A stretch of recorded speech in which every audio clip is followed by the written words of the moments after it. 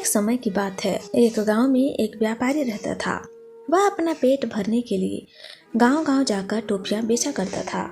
वह रोज सुबह एक बड़ी सी टोकरी में टोपियां लेकर निकलता था। उन्हें बेचकर वह शाम तक अपने घर वापस आ जाता था।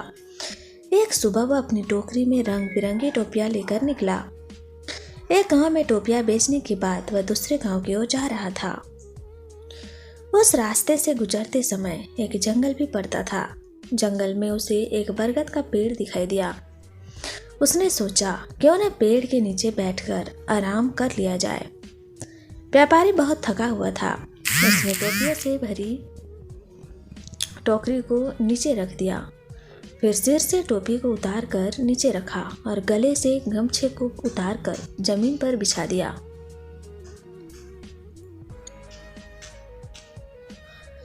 उसी पेड़ पर बहुत सारे बंदर रहते थे। व्यापारी के सोते ही बंदरों ने उसकी टोकरी पर हमला बोल दिया। बंदरों ने रंग बिरंगी टोपियों को लेकर खेलना शुरू कर दिया। कई बंदरों ने टोपियों को हाथ में भी पकड़ लिया था।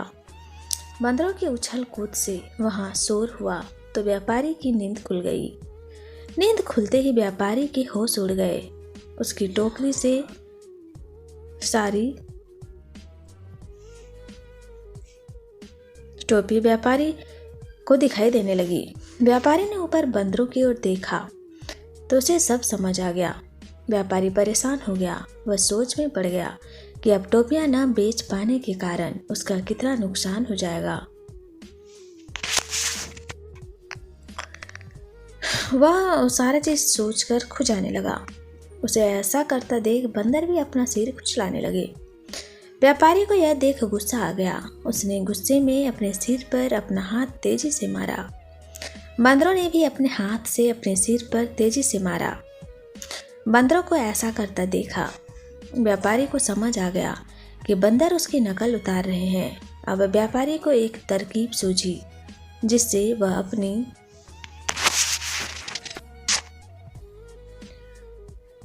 अब उसने जिस टोपी को सोते वक्त सिर के नीचे रखा था उसको सिर पर पहन लिया।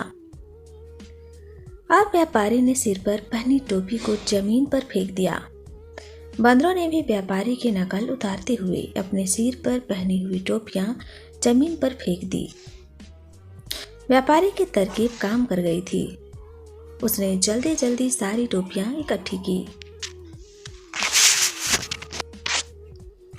टोकरी में सभी टोपियां को रखने के बाद व्यापारी वहां से तुरंत उन्हें बेचने के लिए दूसरे गांव की ओर चल दिए। कहानी से सीख। इस कहानी से हमें यह शिक्षा मिलती है कि परिस्थिति चाहे जैसी भी हो हमें घबराना नहीं चाहिए।